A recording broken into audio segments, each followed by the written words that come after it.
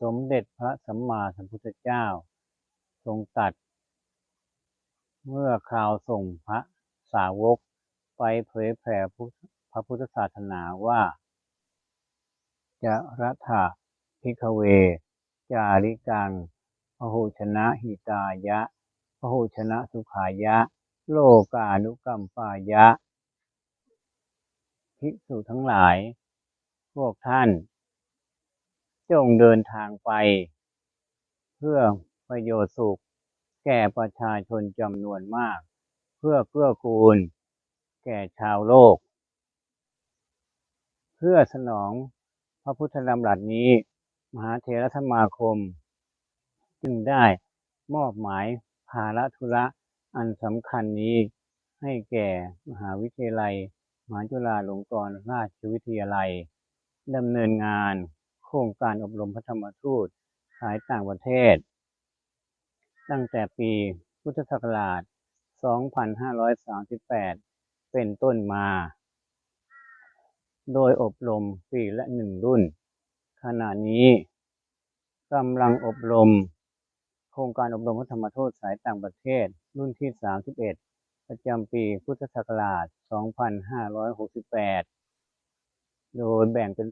3 ภาคคือ 1. ภาควิชาการอบรมที่มหาวิทยาลัยมหาจุฬาลงกรณราชวิทยาลัยอำเภอวังน้อยจังหวัดพระนครศรีอยุธยาภาคสาธารณูปการฝึกหัดอบรมที่ศูนย์พัฒนาศาสนาแคมป์สนมหาวิทยาลัยมหาจุฬาลงกรณราชวิทยาลัยอำเภอเขาค้อจังหวัดเพชรบูรณ์และการปฏิบัติภาควิปัสสนากรรมฐานระหว่างวันที่ 1 ถึง 30 เมษายน พุทธศักราช 2568 ณ ศูนย์พัฒนาศาสนาแคมป์สนหลังจากนั้นวันที่ 1 พฤษภาคม ถึงวันที่ 7 มิถุนายน ก็จะได้ดำเนินการฝึกอบรมภาควิชาการต่อไปโดยที่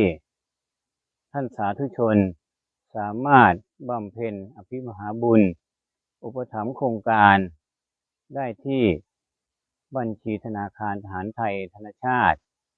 ชื่อบัญชีโครงการอบรมพระธรรมทูตสายต่างประเทศมจร.บัญชีเลขที่ 15521611711 ขออานุภาพแห่งบุญที่ท่านได้บำเพ็ญนี้จงติดตามรักษาปกป้องคุ้มครองท่านทั้งหลายตลอดกาลเป็นนิจนิรันดร์เทอญ